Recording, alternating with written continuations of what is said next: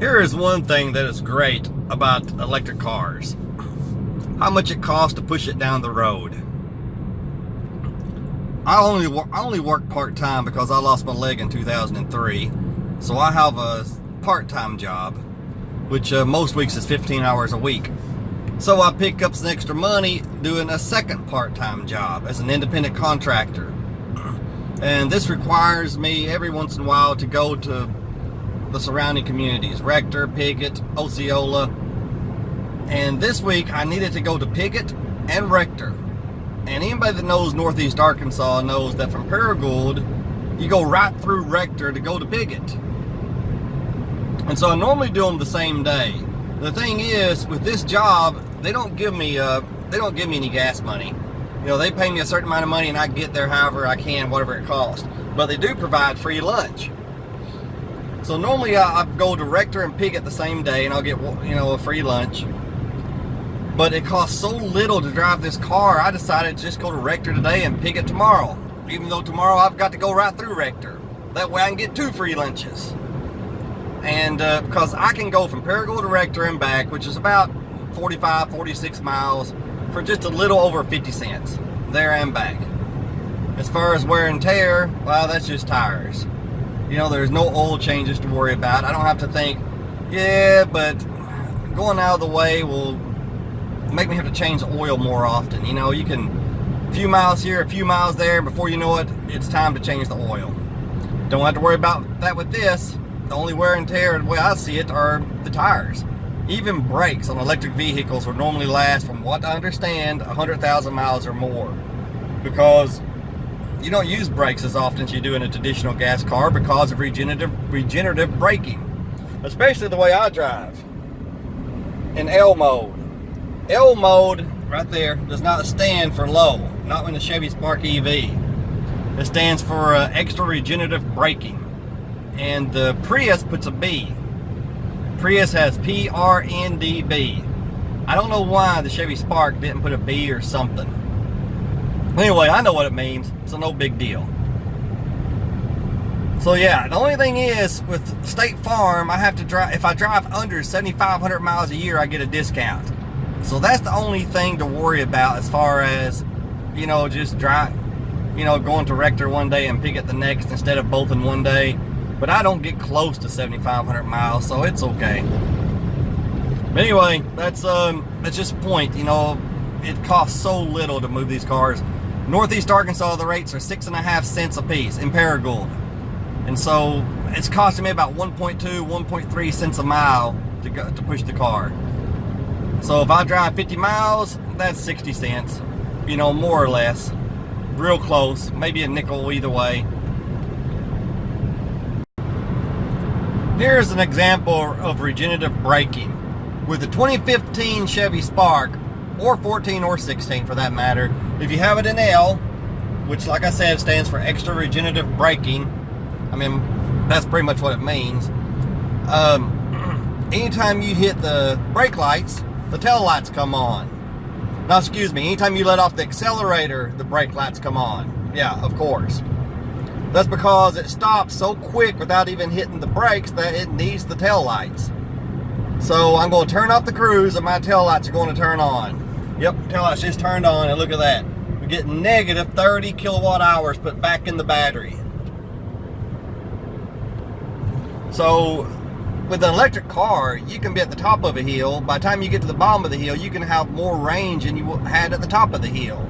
Again, right now we're pulling about 2 kilowatt hours. Now it's about to go into the negative because I'm about to let off the gas. I just left the gas, 29, 28, and look how fast we're slowing down without me hitting the brake. And look how fast it speeds up.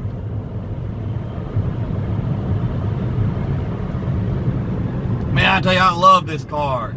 Which, by the way, today, June 14th, 2018, I finally named, after, I don't know, I've had it about 4.5 weeks, I guess.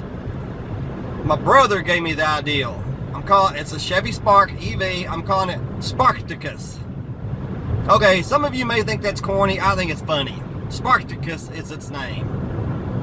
One of the finalists was Clark Griswold, who's a character on Vacation. I love that character.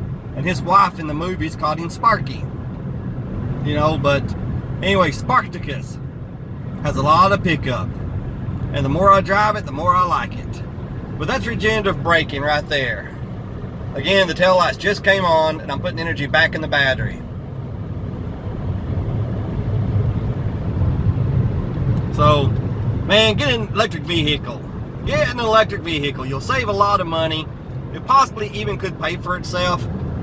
If someone lives 20, 30 miles from work, 20 miles to 30, I'd say at least, you know, and you could a little further than that. But 20 to 30 miles for sure, you should get an electric vehicle. Because even in winter, you should be able to make it round trip with a heater full blast if you wanted to. But they're so cheap to operate that in a lot of cases, the money you save in gas going back and forth to work could pay for the payment. You know, just a thought. And plus, with regenerative braking, you don't have to worry about replacing brakes as often. How does regenerative braking work? Well, if you want to know for sure, if I were you, I would look at some YouTube videos and watch, because there's some videos out there of people a lot smarter than me, and they can explain it a lot better than I can. And it's always possible I'm getting something wrong. But I hear I'm fixing to get some more regenerative braking. There's negative 14, negative 12, because we're coming up to a red light. But, and look, my foot's not on the brake. See, we're slowing down without hitting the brake. But anyway, from what I understand, the motor that pushes the car forward when you let off the accelerator or hit the brake, you know, depending on what mode of driving you're in, then the motor starts spinning backwards. And that somehow slows the wheels down. I don't know if it directs that energy to the wheels or exactly what happens, but the motor spins backwards. It forces the car to slow down without hitting the brakes. And it also produces heat, which produces energy, I think. It somehow produces energy, and then it puts that energy back in the battery. So it's like getting a free charge.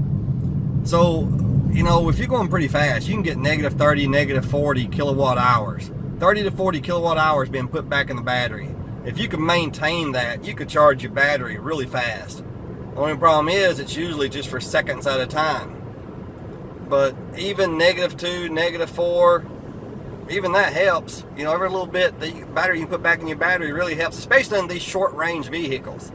You know, like the Chevy Spark EV, which I tell people who make the mistake, oh, you can only go 75, 80 miles round trip.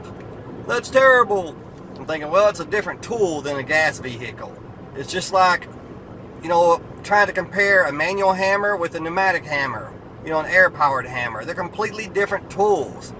If you want to hang a picture frame, you don't get a pneumatic hammer out. That'd make you goofy. If you're going to build a privacy fence or a deck, you don't use a manual hammer. Use a pneumatic hammer. Depending on what you're going to do, depends on what type of hammer you're going to use. With a car, depending on what you're going to do, depends on what kind of car you can use. I cannot take this car to St. Louis. 260, 270 miles away. Can't do it. There's not enough infrastructure. You know, unless I want to go knock on people's houses and ask for a free charge and stay there 12 or 14 hours. Because there's just not enough chargers in northeast Arkansas to do that. Or Missouri.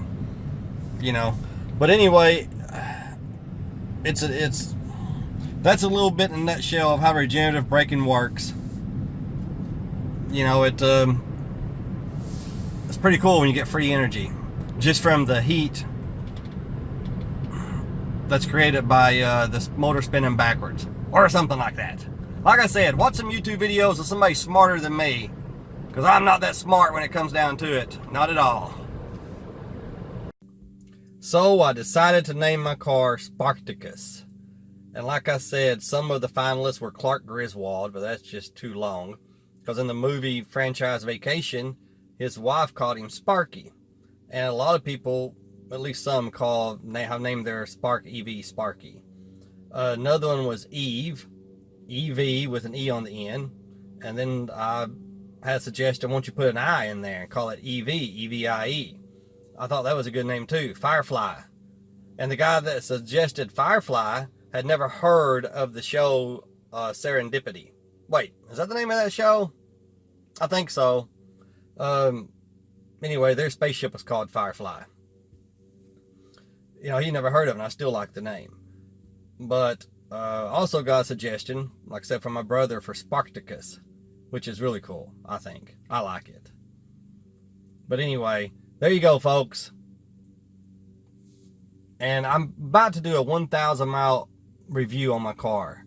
I've driven it about 975 miles.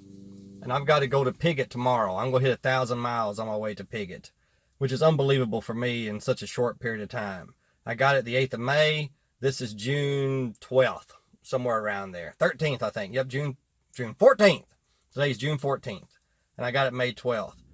Normally in that time frame, I'd have maybe 350 or 400 miles. 500 most. So 1,000 miles that quick is really unbelievable for me. But anyway, be looking for my 1,000 mile review coming up in a few days. Thanks.